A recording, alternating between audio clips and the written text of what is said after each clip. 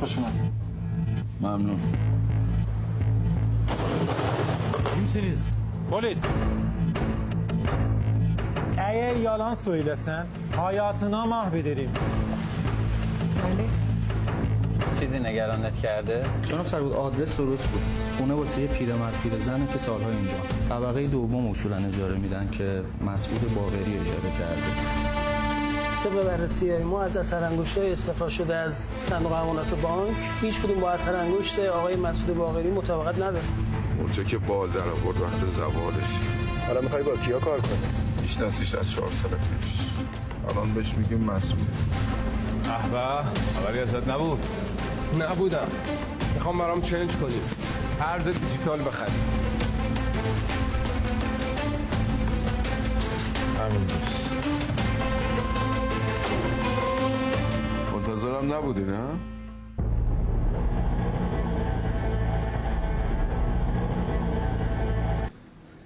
خوش اومدی. بفرما تو.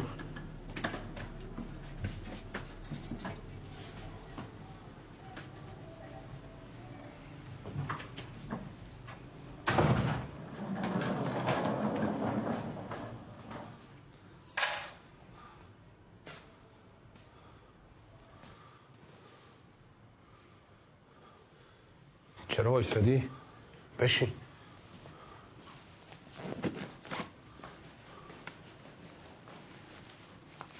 خبر رو که خوندم فهمیدم کار توه.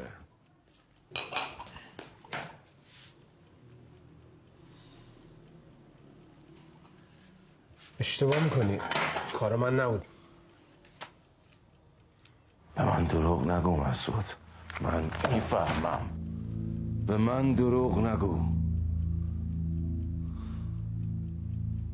چته؟ شوخی کردم. تو همه چی تو از من داری. من تو را آدمت کردم. کی وقتی دانشجو بودی روش خالی کردن حساب دانشگاه رو یادت داد؟ کی بهت یاد داد وقتی میخوای یه کشتی رو سوراخ کنی اول باید ملوانش باشی تا بعد بتونی به کفش دسترسی پیدا کنی؟ کی یادت داد؟ حتما یادته که بهت گفتم که جایزه مال اون کسیه که بیشترین صبر رو داره. جواب بده. کی یادت داد؟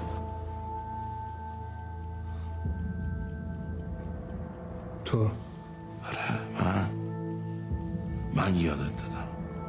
تو هم خوب یاد گرفتی. خوبم اجراش کردی. آفرین. پس بهم دروغ نگو. تو بهترین شاگردمی مسعود. پس به من دروغ نگو. باشی یه قول تمیز بذار تو همون.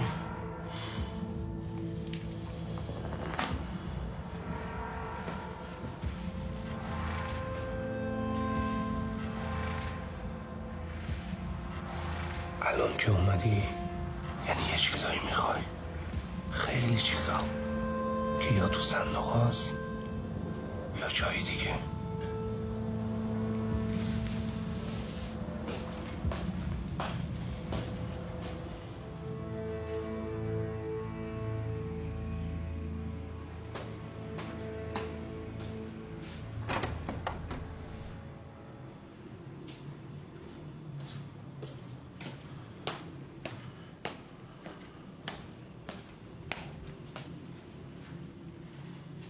آماده است.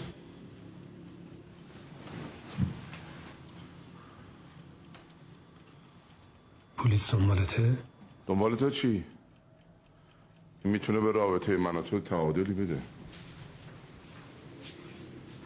که؟ همه چی رو آب کنیم توی سیستم. خام باید ببریم. همینی که هست. راه دیگه ای نداره. این که خودتو این ریختی کردی یعنی دنبالتن. پلیس یا امنیت؟ یه جای خلوت میخوام برای خوابیدن. نه صدای ماشین باشه نه نور آفتاب.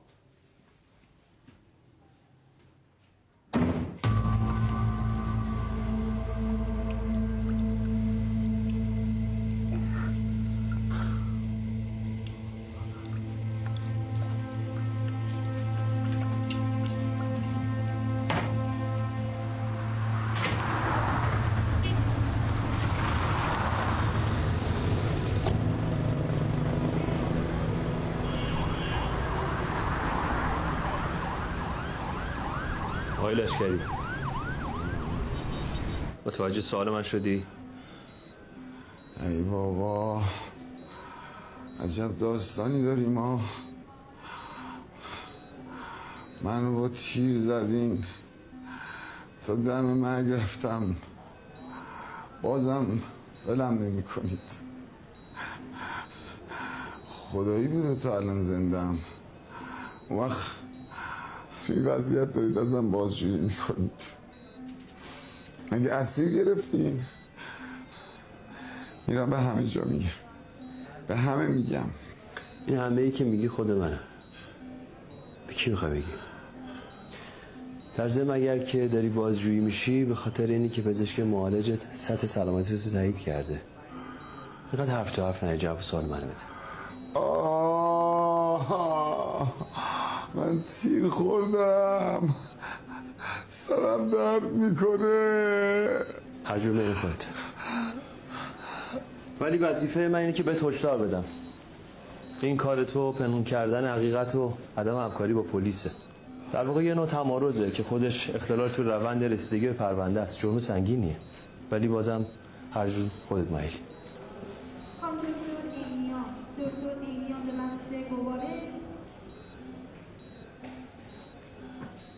تا اینجای کار تو تنها متهم این پرونده قتل هستی. اسم بقیه رو بگو جرمت سبک کن. به هر حال زندان بهتر از اعدامه. احتمال عفو و کم شدن محکومیتت هست.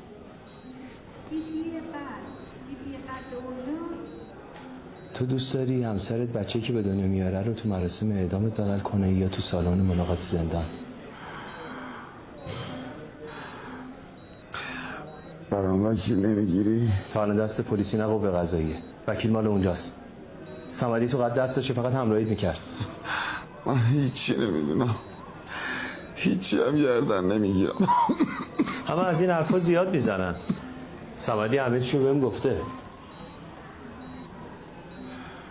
چی گفته؟ من نیومدم اینجا که جواب سوالای تو رو بدم. من فقط دنبال دلیل قتل میگردم. چرا بابک منادی کوش محبی رو کشتی؟ سرم داره میترکه، درد دارم.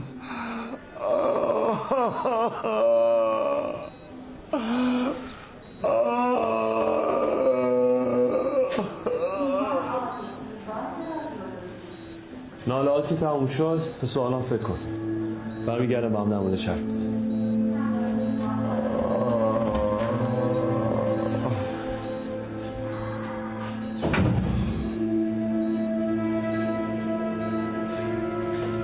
صاحب این صندوق تماس نگرفته.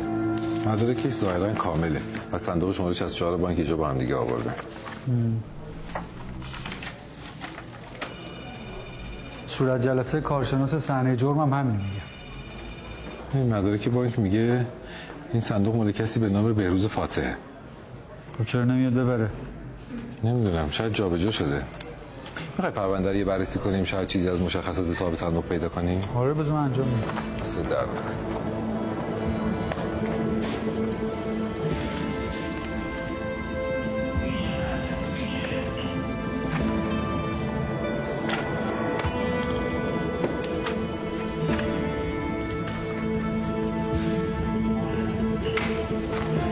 سلام، وقت بخیر. ببین من یه شماره حساب الان واسه تو میخونم، اینو لطف کن برای یه پیگیری بکن. 98 یه شماره حساب دیگه است 840125 با اون یکی بعدیش که اعلام کردی.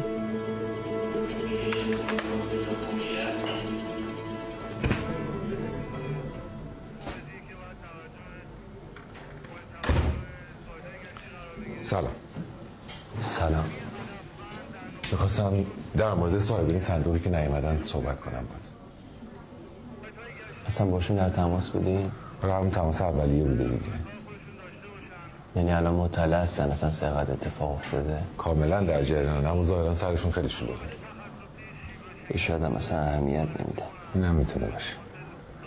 خود اینا البته دو دستن ها. یه دسته آدمایی هستن که توی صندوق یه سری مدارک داشتن، مدارک به سرقت رفته. یه سری هم مدارک داشتن پخش و پلا شده رو زمین و برای مدارک قاطی شد.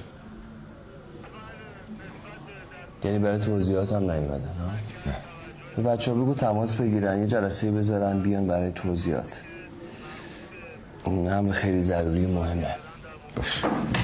بیتی جان ببین بچه ها مسکن چیزی برای سردرد دارن یا نه؟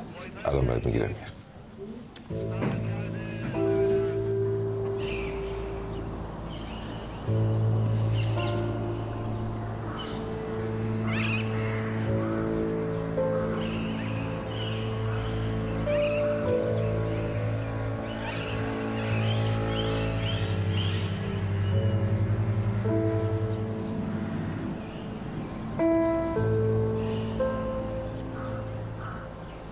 امروز یه جور دیگه خوشحالم. نمیدونم ولی حس میکنم که همه چی خیلی زود تغییر میکنه. منم همینطور. فکر کنم دیگه راجع به یه سری چیزای جدی ترم باید با هم حرف بزنیم نه؟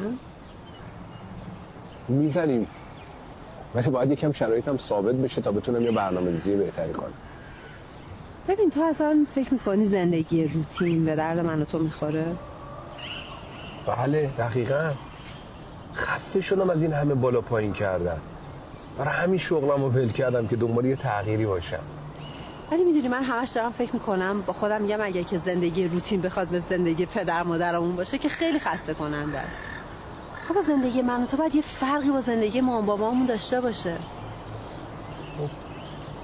بستگی داره چه شرایطی رو رقم بزنی. به خیلی چیزا بستگی داره. یکیش پول. بالاخره پول باید باشه که آدم یه زندگی حداقلی داشته باشه. این که شدنیه میشه پیداش کرد. حالا جدی الان که از کار کارمندی تو اومدی بیرون به چی فکر میکنی؟ به پول در آوردن. چجوری؟ من خودم یه درآمد کوچیکی دارم ولی تو چطوری میخوای پول در بیاری؟ رسیدیم به چیزی که همیشه دخترها بهش فکر میکنن. زندگی آینده و ازدواج. من جدی گفتم منم دارم جدی میگم. اگه میخواستم بهش فکر کنم که شغل کارمندی رو ول نمی‌کردم بیام بیرون. منم دنبال یه تغییراتی ام. یه خواسته‌ای دارم. میخوام خودم برای زندگیم تصمیم بگیرم. پس یه برنامه ریزی داری برای خودت؟ ببینم اگه تو میخواستی زندگیمون رو عوض کنیم که معمولی و تکراری نباشه و روتین نباشه چه ایده‌ای داشتی؟ من که ایده‌ای ندارم ولی حس میکنم تو یه فکری تو سرت داری. بگی نگی.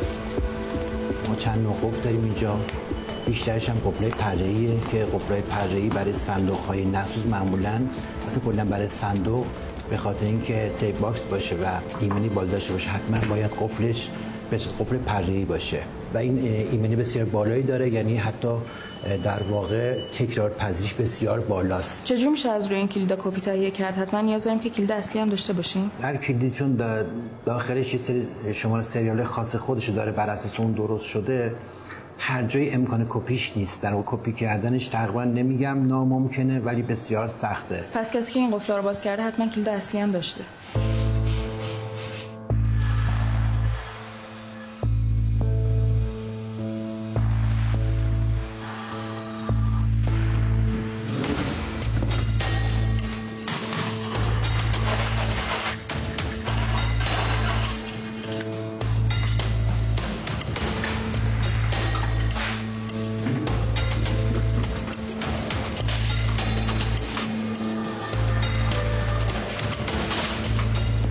قفلی که شما میبینید این از روی شماره تولید شده. انواع قفل کلا فولادی از کلید گرفته تا پره تا قوطی کلا فولادی ضربه پذیریم. ممکن نمیشه که با ضربه های کمی قفل باز بشه یا شکسته بشه و هیچ وقت هم به هم نمیخورن که کلیدی که دست شماست بندازه قفل دیگه. هر کدوم خودش شماره سریال جدایی داره و هم نمیخورن سیستم قفل. کارشناس محترم صحنه جرم تو توضیحاتشون تو قسمت قفله نوشتن که کلید قفله به راحتی باز شده.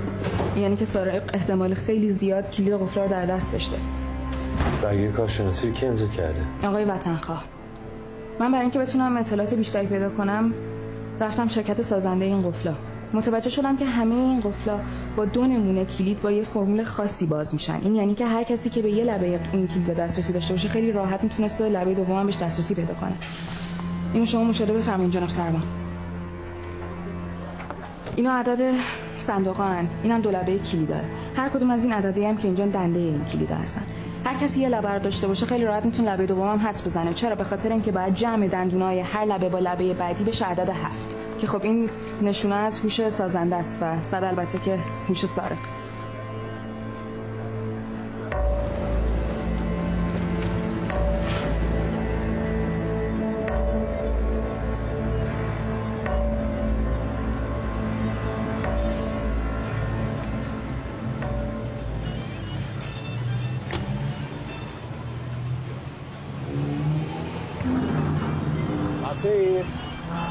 صاحب مغازه بفرمایید. مهمون نمیخوای؟ مهمون با غذا. جان جور بخیر باشی. مخلص. زنگ میزدی میگفتی مهمونی میگرفتی. مهمونی هم میگیری. بشین برای ظرف بیارم.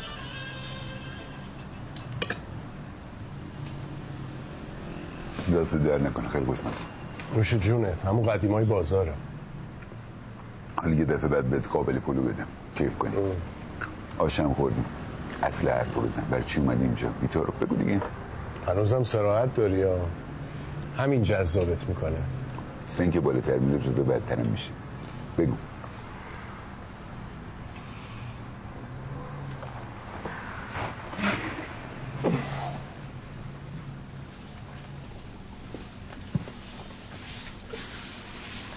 میشنوم. که مدرک معتبر میخوام. کجایی؟ ایرانیه. چه وطنداریه که تو دیار خودش هویت ندارید. اینجا همه همسایه‌ها هویت دارن.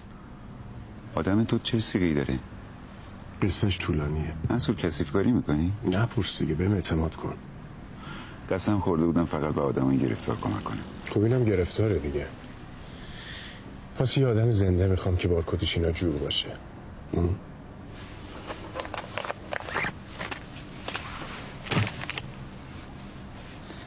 برش دارم. عکس داری ازش؟ عکس هم دارم ازش.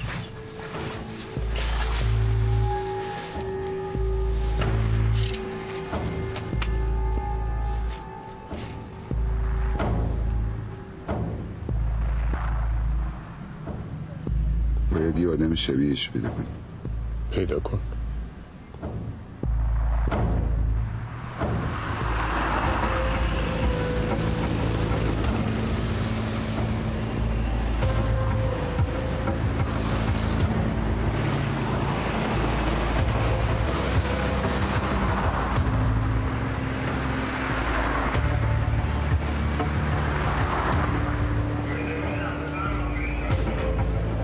من تاریخ قرارداد صندوق رو چک کردم، لطفا ملاحظه بفرمایید.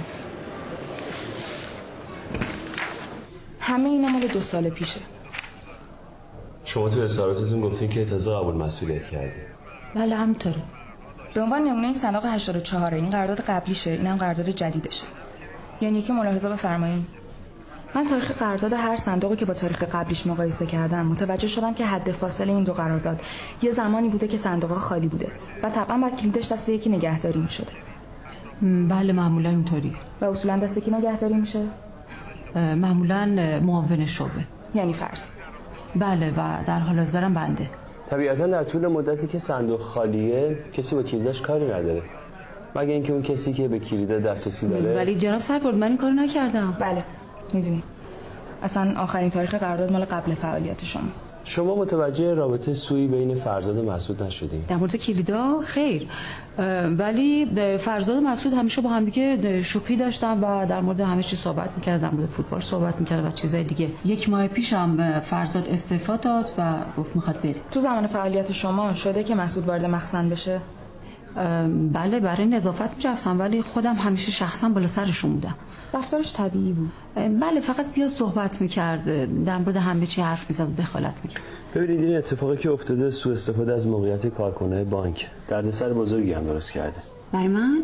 بله برای شما و همه همکارتون. البته الان این موضوع بحث ما نیست، ما فعلا در اولویت برامون جمع‌آوری اطلاعات در مورد فرزاد مسعوده. خب من فقط میتونستم در مورد مسعود هرچی که میدونم بهتون بگم و این کار کردم. دیگه چه کمکی میتونم بکنم بهتون؟ زحمت کشیدین تشریف آوردین. روزتون بخیر. خدا نگهدار.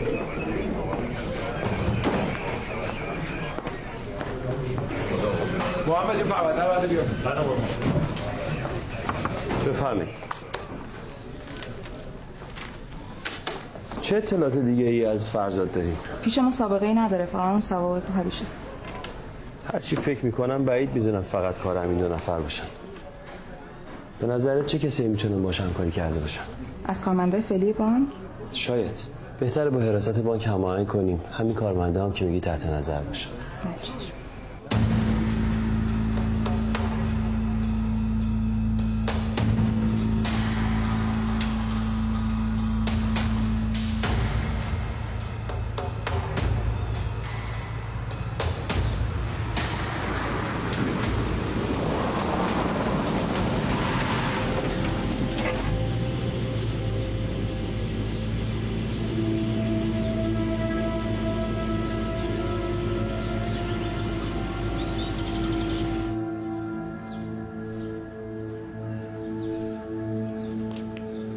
سرقت از صندوق امانات بانک سحرگاه روز شنبه در منطقه 7 تهران سارقین اقدام به دزدی نمودند. هنوز از جزئیات این سرقت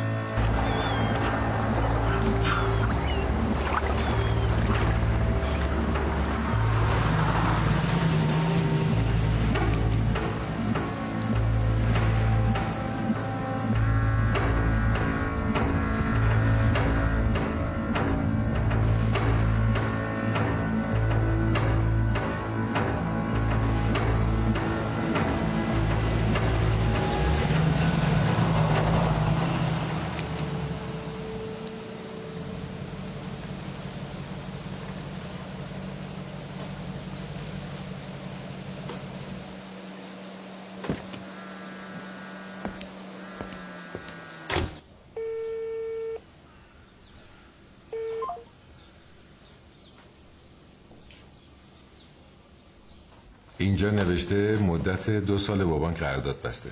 سرویس طلاهای زنم اونجا نگهداری میکردم. خانمم عکساشو داره. پرینت اون زمینه پرونده است. براشون فاکتور خرید نداره چون از خواهرش خریده. جمعاً 3 قطعه دستبند بوده، 1 عدد گردنبند و 4 عدد گوشواره. اینا اظهارات آقای مسیبیه که نوشته و امضا کرده. آقا رحیمی رو بفرستین و ببر آزمایشگاه فیزیک جنایی. رحیمی لازم نیست آقا، من خودم میبرم. پس بیا تا نرفتن برسون دستش. میشه لطف کنین اگه ممکنه اینم ببرین تحویل کارشناس فاوا بدین؟ خیلی ممنون. خب ببینین ما 15 تا صندوق داریم که این سنداش با اظهارات صاحبینش میخونه که هیچ، ولی یه تعداد اوراق دست‌نویس داریم. اینا خدمت شما ببینین، اینا فی نفس قیمتی ان ولی نه اسمی دارن نه مشخص مال کیه. خب ببین برای اینا ما احتیاج به تصویر و مدارکی لازم داریم، ولی بقیه‌شون رو طبق اظهارات صورت جلسه کنید، دستورشو بگیریم تقدیم صاحباشون کنید. باشه چشم. مهدی جان. بله. اینا حتما هماهنگ بشه بره دست بچه‌های مواد مخدر پرونده تشکیل بشه. ممنونم. این هارده سلطان مینا، اون گوشی اون که هارده کو؟ آها. اینا همه رو بررسی کنین، عکسش هم فایل کن برام بفرست. تو کارتابلتون فرستادم. ممنونم. مهدی این پرونده های شماره 01 03 05 09 20 و 21 رو برام بذار. بفرم. برای چی اینو جدا میکنیم؟ اینا پرونده های کسایی که صاحباش این کپ کلاشون کرده زیر بر. اینقدر که براشون مهمه پیگیری پروندهش. متاسفانه. خدا قوت. ممنون. هنوز پای این پرونده ای؟ آره بابا داره جالب‌تر هم میشه. اینا رو نگاه کن. چیزی از بروز فاتح توش پیدا کردی؟ پای همه این فیشا به عنوان پرداخت کننده اسمش هست. بیا. اینجا. دوباره اینجا. اما یه چیزای دیگه تو این پرونده هست که به نظرم جای کار داره. واسه اگه موافقی فعلا با صاحبش تماس نگیریم، بزنیم تحقیقاتمون کامل شه. نظر من همینه.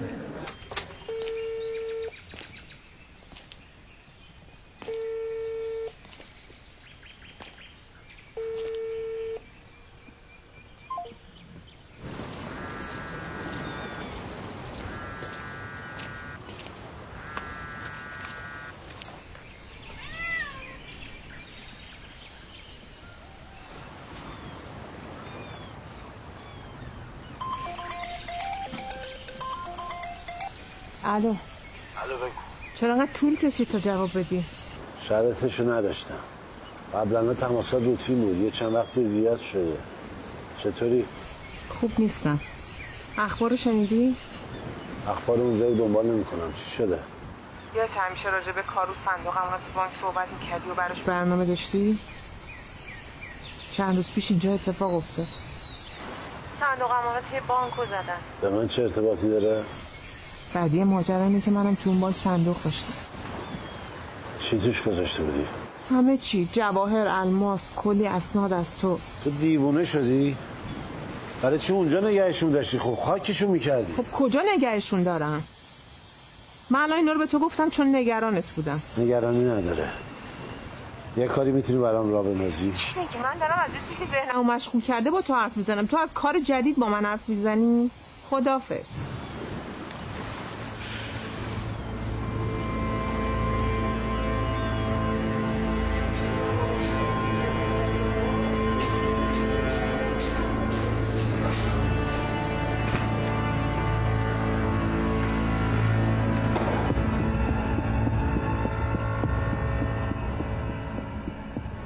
تو بررسی میکروسکوپی مشخصه که هر دو پوکه کشف شده با هم تطابق دارن. اگر بخوام تخصصی تر برای توضیح بدم، محل برخورد سوزن سنتره. سنتر یعنی چی؟ سنتر یعنی دقیقاً خورده به مرکز. اونجا هم مشخصه. یه نکته جالب تر این که با آزمایشی که تو آزمایشگاه سلاح‌شناسی همکارا انجام دادن، گفتن که هر دو شلیک توسط همین اسلحه انجام شده.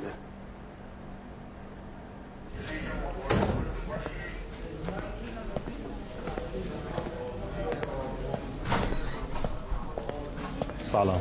سلام بخیر. در خدمت. با جناب کیان کار داشتم. حضرت علی آقای؟ من سینا رازمی هستم. آقای رازمی. بفرمایید. جناب سرورداری سینا رازمی تشریف آوردن.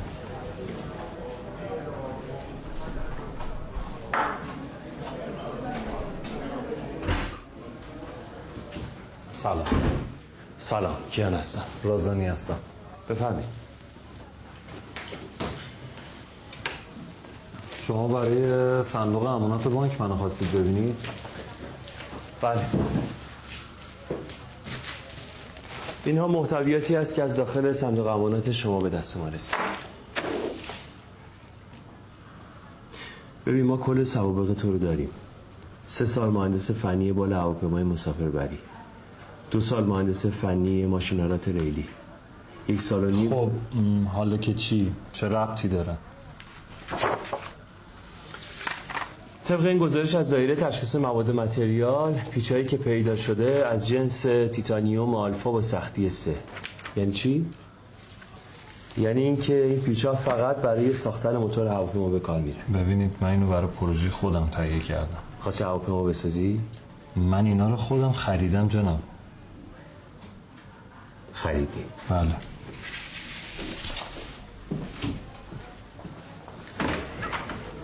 استوار جمالی بیا بابا. آقا زنگ بزنی آقا علیپور بیان. این آقا راهنمایی کنیم با خانواده‌شون تماس بگیرن، بگن چند روزه پیش ما میمونن تا تعیین تکلیف از مقام قضایی. بله. تو این چند روزه ما بررسی می‌کنیم ببینیم گزارش سرقتی از این قطعات اومده یا نه. البته با شرکتی هم که کار می‌کردید حتما تماس بگیریم و استعلام می‌گیریم با افسر پروندهتون شما صحبت کنیم. بلند شو ببرید. اینا رو خریدم آقا. بلند شو برید. یه لحظه به حرفم گوش بدید. بفهمید یعنی من بازداشتم. چه طرز برخورد آقا؟ بازداشتیم. بفهمید آقا.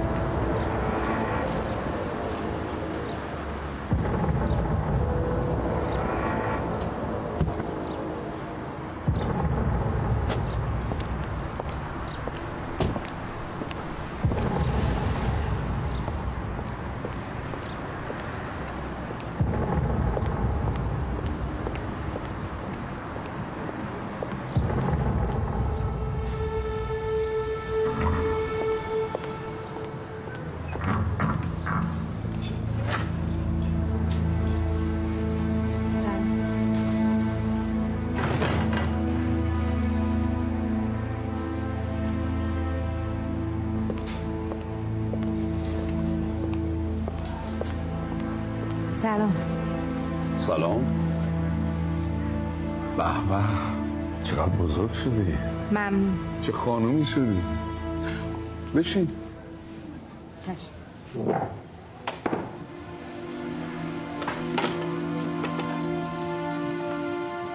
خب چی میخوری برات سفارش بدم؟ چشم باز کردم دیدم چیزی به نام ماد وجود نداره. نه من نه مادرم. مادرم همیشه همه چی رو حواله میکرد به آخرت. آخرت بردش، ولی برادرم و نه. من اون موقع سنی نداشتم بیفتم دنبال وکیل و این داستان.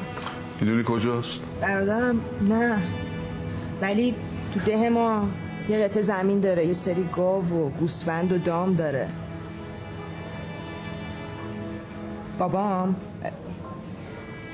بابای من که نه، بابای برادرم یه زمین داشت تو تهران. ولی زندگی به من یاد داد که خودم برم گلیمم و عذاب بکشم بیرون.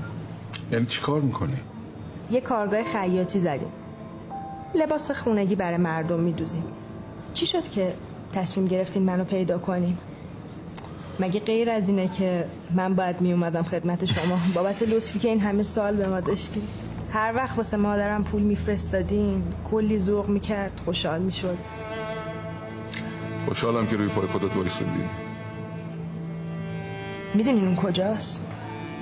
برادرمو میگم، یا همه اینا تسته که من آزمایش کنیم؟ برای کارت پول نیاز داری؟ پول؟ من به هیچی احتیاج ندارم. آها، یه طوری پرسیدی برادرم کجاست که فکر کردم حتما به یه همچی چیزی احتیاج داری. دیروز رفتم پیش دکترم، دیدیم بهم چی گفت؟ گفت صفحه زندگی من داره بسته میشه. منو دعوت کردین اینجا که قصه زندگیمو بشنوین، ولی اصلا دوست نداشتم که دوباره به یاد بیارمش. کلی تلاش کرده بودم فراموشش کنم. حتما الان خیلی ناراحتی که برای یه نفر تعریفش کردی. آره خب معلومه ناراحتم. پیش خودت فکر کن ببین هنوزم مثل قبل به من اعتماد داری؟ معلومه که اعتماد دارم. من به خودم اعتماد ندارم که چقدر دوام بیارم. ببین من آدمای زیادی رو میشناسم که وقتی از این جمله استفاده میکنن به خودشون اجازه میدن که دست به هر کار احمقانه‌ای بزنن. امیدوارم تو یکی از اونا نباشی، چون زندگی سخت‌تر از اون کارهای احمقانه است. ممنون از پذیراییتون. متشکرم. ماشین منتظرت.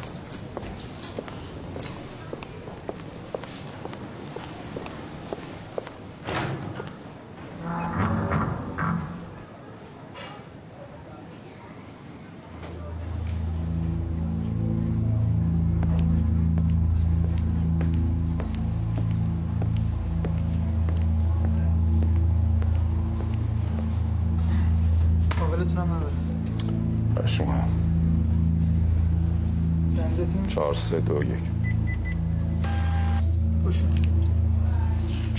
تشکر.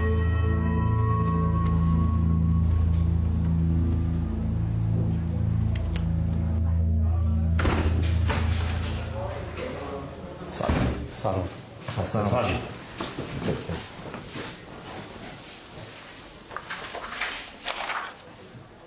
آقای نوبهاری. بله. جناب آقای نوبهاری، تو اظهاراتتون فرمودید که تو صندوقتون دلار داشتید، درسته؟ بله همینطور. اما چیزی در مورد کسب و کارتون نگفتین. جسارتا شغلتون چیه؟ کمکی هم میکنم. به هر حال من سعی دارم یه راه حلی بین خودمون پیدا کنم اگه اینکه شما نخواین کمک کنین. خدمتتون عرض کنم صرافی دارم. میدون هروی. مدتی شنیدم موضوع ناب سامانه. منم دیدم اینجوریه دلارامو جمع کردم. تا زمانی که شرایط تغییر بکنه دیگه. شماره این دلارا که میگین دارین؟ خب این خیلی خوبه، چون تو روند پیگیری به ما سرعت میده. بخواید میارم براتون. البته به چند تا صرافی دیگه هم خواستم بدم. ولی که شما میخواید میام خدمت شما.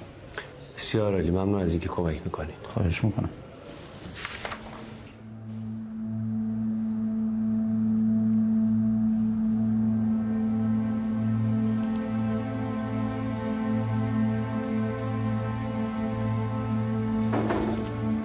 بفرمایید.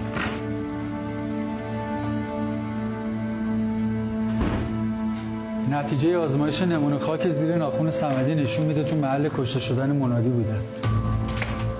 با نمونه خاک روی دیوار مطابقت داره. خوبی خودش که مدرکه دیگه. بله. و چرا معطلی بزنید تو پرونده جمعش کنی؟ بله چشم. به مهدی بگو گزارش رو بنویسه. چشم.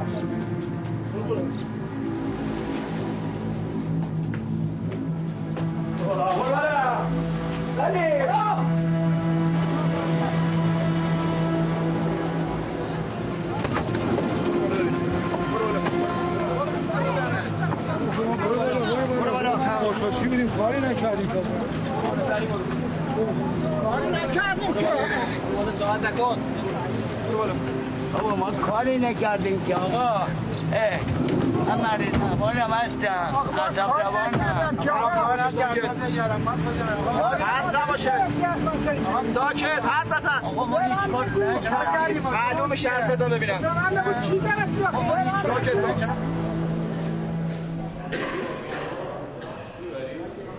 بشین کلاتم برد. اسمت چیه؟ محمده. این جین اسمم امیر رفت. شغل چیه؟ آزاد. بازنشستم. این آدمو تا حالا دیدی یا ندیدی؟ دیدی اونجا؟ بله خودشه. این خودشه تو داشتی رد می‌شدی فقط. این راست اینا میشناسی تو این به تو پول میداد قمار می‌کرد؟ نه من نمیدادم. خیلی با معرفت. وقتی می‌باختیم پولایی که بهمون قرض داده بود و پس نمی‌گرفت. قمار می‌کنی یا نمی‌کنی؟ بله قمار کرده بود. مرد حسابی تو حرفه‌ای چیزایی که تو داری میگی هیچ کدوم اینا نگفتم. بچه کف بازارم من کاری زندان بچه دارم. یه بار بردم بهش گفتم بیا پولتو بهت پس بدم گفت نمیخواد. رفیقات هم اینو نمی‌شناسن. این آقا رو دیده بودی اونجا تا حالا؟ نه یادم نمیاد. تو اینو دور و بر محمود دیده بودی یا نه؟ نه. خب دیگه سوال نپرس دیگه. یه بار محمود رفته بود بانک همینطوری دید کلی پول اومده به حسابش. درجا زد به کارت زنش و رفت شهرستان و غیب شد. یه ماه داره قمار میکنی، یعنی تو این یه ماه اخیر تو هر روز اونجا بودی.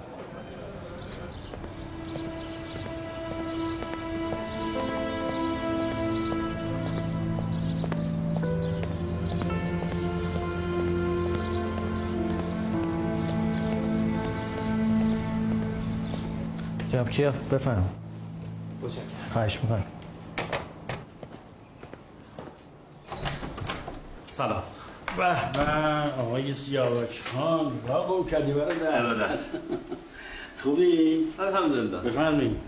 یه مدتی با هر کی حرف میزنم مطمئنم که حرفمو نمیفهمه. گفتم مزاحم شما بشم.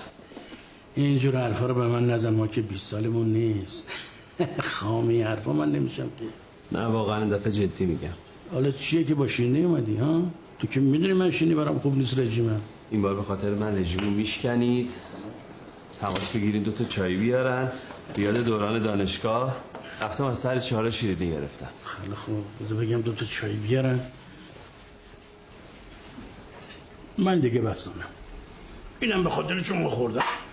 میدونید چقدر وقت شیرینی نخورده بودم؟ میشه جونتون.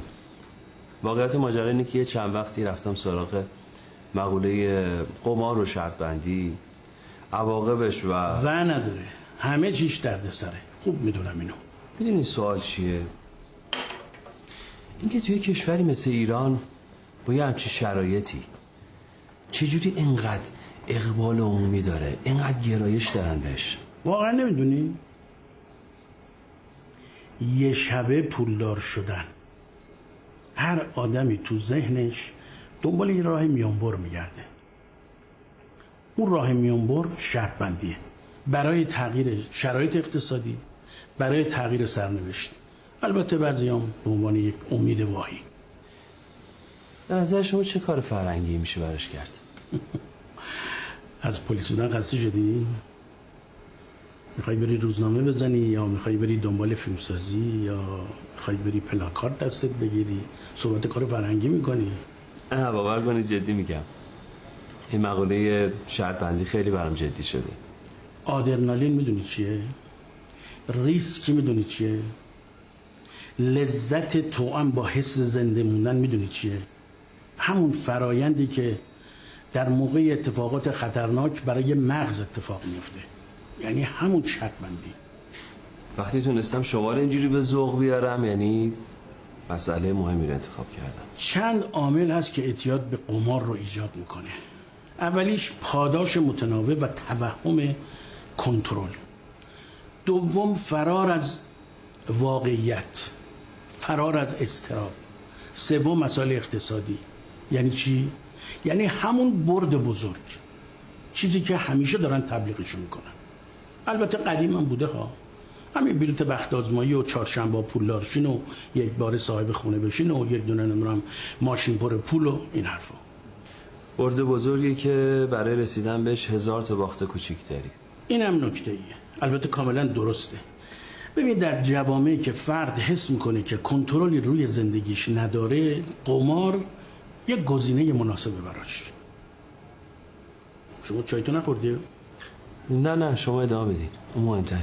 ولی از همه اینا مهمتر میدونید چیه؟ از همه اینا مهمتر عادی کردن قمار توسط آدمای معروف. ورزشکارا توشن، سلبریتی ها توشن، شغلای مختلف همه توشن. چایتو بخور تا من برات کاملا این موضوع رو باز کنم، چون بسیار اهمیت داره. یعنی این وکیل شما نمیتونه یه جواب درست حسابی به من بده؟ الان 3 هفته از خانم بهبهانی. بعد حق شماست، من واقعا متاسفم. شاید بهتر باشه یه وکیل کاربلدتر برای من پیدا کنید. باور بفرمایید ایشون کارشون بی‌نظیره. هیچ کدوم از پرونده‌های مهاجرتیشون برگشت نخورده. حتما پیش خودش فکر کرده چون رزومه من کارمندیه هیچ ارزشی نداره دیگه. نه اینطور نیست. پرونده شما به اندازه کافی وزین هست. من با همکارای شما مشورت کردم، همشون میگن خیلی عجیبه. حل میشه. به هر حال حاضرم پول بیشتری بدم تا یه وکیل بهتری برام پیدا کنید. نه نیازی نیست. من منتظر خبرتون هستم. خواهش میکنم پیگیر باشید. حتما.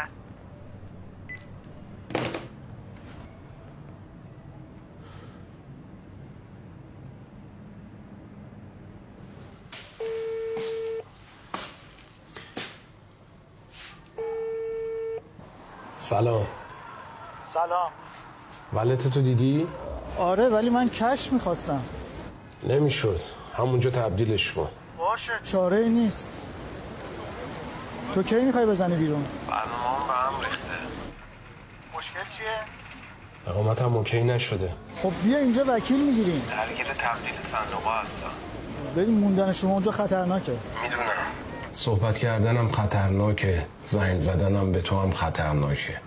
من برای چی؟ باید همه احتمالاتو بررسی کنیم. یه مدت باید گم و گور بشی. بله اونو که میدونم. خوبه با ایرانیای اونجا هم هش و نش نداشته باش. خداحافظ.